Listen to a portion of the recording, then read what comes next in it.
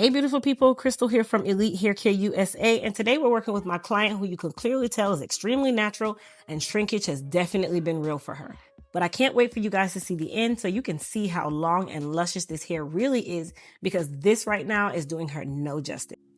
Before I start to blow dry her, I did pre-prep her hair, and when I say pre-prep, of course I mean shampoo and condition, right? Because we are getting shampoos and conditions when we go into the salon. No shade to any stylist who doesn't do it, but you might want to start. Anyway, to prep her hair for the heat version of this, meaning we're going to blow dry and then we're also going to silk out, I ensured to use, of course, our Elite Hair Care leave-in conditioner, and then I made sure to spray her down with some Shield heat and humidity protecting spray. Now, the purpose of that is to make sure that I am not a contributing factor to her curl pattern breaking. And let's be honest, guys, no one wants to come into the salon with your beautiful natural hair, walk out with nice silky hair, and then come back with the fact that it cannot revert. So I'm going to make sure that I do my due diligence to protect my client's hair and to also make sure that I'm protecting my license. I'm just playing, you guys.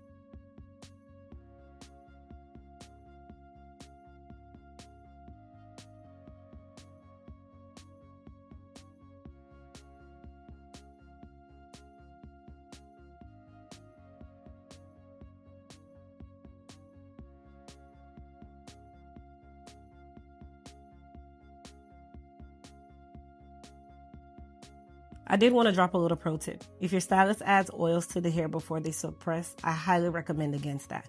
Why? Oils are way too heavy for the hair. They are not going to be protecting the hair. They actually can contribute to breaking the curl pattern.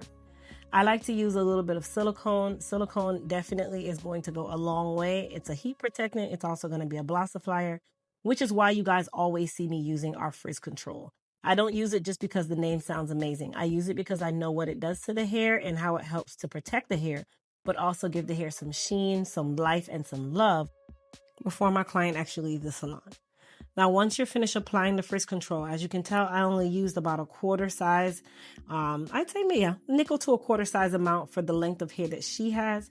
Then we're going to go ahead and go into our pressing. Now, for the hot comb girlies, no, I do not use a hot comb for my silk pressing. I like to work smarter and not harder. I've had no complaints with my direction of how I like to do a silk press. But of course, if you use a hot comb, that's a-okay too. Now for my client, she actually doesn't like her hair to be bone straight, so we're going to do what we call a textured press.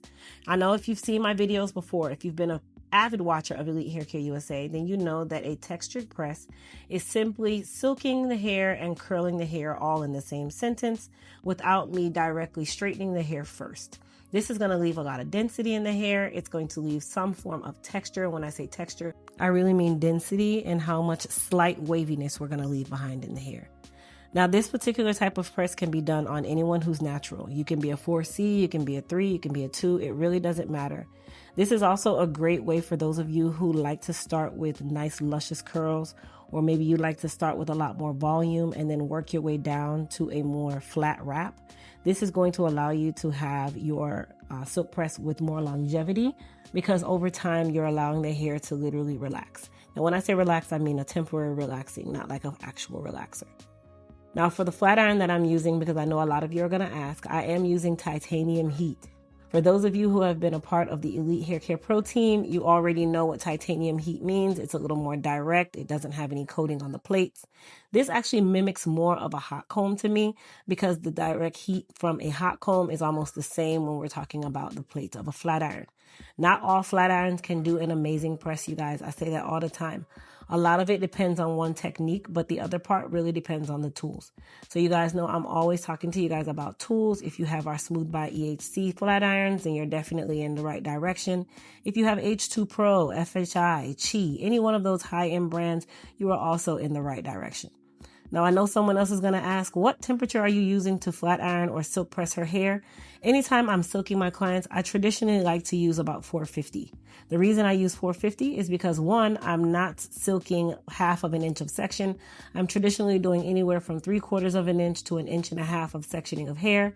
And that is another added layer of protection to make sure that I am not overpressing or applying too much heat to my client's hair. Now, if you're going to be doing a silk press at home, a textured press at home, just keep in mind, you want to make sure that the hair has been blown out thoroughly. You don't want to have any excess product on the hair. And when I say excess product, your hair should not feel like it is extremely oily. Your hair should not feel heavy. Your hair should not feel oily. It should feel very light and airy. That is a good rule of thumb when you are starting out on a press or starting a press.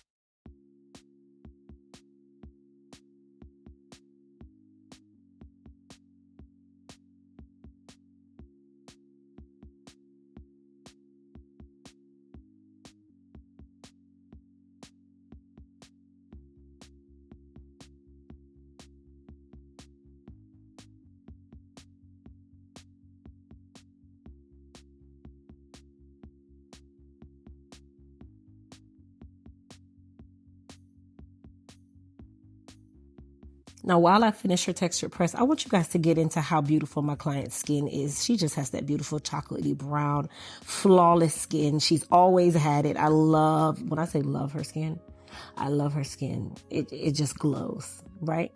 Anyway, okay, stay focused, you guys. We're coming back. All right, so after we finish the textured press, I know a lot of you are saying, oh my gosh, so you're trimming her hair while it's curly like that? Yes, I am. The reason why I'm able to trim her this way is because she is already technically silky. Her hair is very much so a lot straighter than it was before I blow dried her. I am able to have a little more control, and I can give more elongation. I think I kind of made that word up. More elongation to the hair without worrying about it reverting. If I made it up, just follow me, okay? Follow what I'm saying. It's all good. Anyway, you guys, this trim is definitely going to be vital. Whenever you are getting a silk press, it is so easy to tell if a client's hair has not been trimmed in a very long time, because your ends are definitely going to show exactly what you have and haven't done. So whenever my client comes in, she actually drives about 3 hours to come and get her hair silk pressed and trimmed, and she does it every single quarter like clockwork, like literal clockwork, you guys. And I tell you guys, the trim schedule for natural hair is at least once every season. You can follow the financial quarters. You can do the 14 to 16 week mark. You can do the 12 to 16 week mark. You just want to make sure that you are maintaining your trim, because your split ends are going to be the death of you if you don't. I know a lot of you like to say, oh, I trim my own hair. Well, that is not enough. You are absolutely in no way, shape, or form able. You are not able to extend your arms out the way it needs to be at a 90-degree angle all the way around your head. So stop telling yourself that you are doing your own trims, because you're not. All you're doing is literally taking some school scissors and clipping the ends and calling it a trim. No, baby, that is not what we're doing. We're really doing trims here. We're really doing hair care, and I need you to find a stylist that you can trust to give you a really good trim every single quarter. Now, outside of the trimming, that is not just the end of the work. You want to make sure that you're protecting your hair at night. You want to make sure that you are giving your hair all that it needs to really be healthy. If you're washing your hair from home, that is a-okay. Just make sure that the products that you're using are catered towards your hair type, hair texture, and porosity. Now, I teach you guys about porosity all the time. If you have no clue what your porosity is, then I highly recommend you jump on our website at elitehaircareusa.com and get our How to Do a Porosity Test class. This is a literal crash course that is going to teach you how to learn what porosity you are within 5 minutes, and also give you the roadmap to saving you hundreds of thousands of dollars and stopping you from being a product junkie. Trust me, all of my pros can attest to the fact that we have literally hounded down into what porosity is and why you need to know your porosity. So please just follow me. Okay, good. Anyway, you guys, she actually is going to be wearing her hair in a wrap to go home. So all I did was take a little bit of our Goddess Polish, which is a shine spray, a UV protectant, and also a heat protectant. UV and heat are kind of going hand in hand.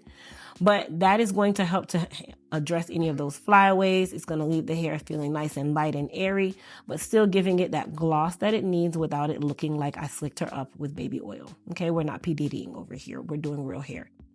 Now, once I finish spraying her with the Goddess the P. Diddying, I literally just thought of that off the top of my head.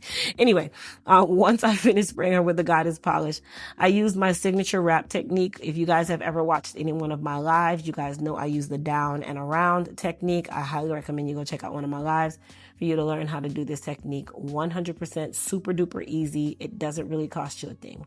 My wrap don't cost a thing. Okay, I know, corny joke. It's okay. Anyway, you guys, please, for any of the products that you guys saw me using, go check out our website at elitehaircareusa.com. Now, just a pro tip, whenever you are doing your wrap, if you are not perfect at wrapping, which is a-okay, as you guys can tell, I'm using some really long hairpins. These hairpins can also be used for you when you are trying to get your hair to lay down and to keep it wrapped while you finish the wrap all the way around the sides. Once you finish your wrap, put your stocking cap on or your scarf, and then you are going to make sure that you push those pins back out because the pins are not made to be laid in the hair for long periods of time. This is just going to be an added protector or an aid for you while you are doing your wrap. It's just that simple. Now, I hope you guys got some good pro tips from this video. Please don't forget to go ahead and hit that subscribe button, and I'll see you guys later. Bye.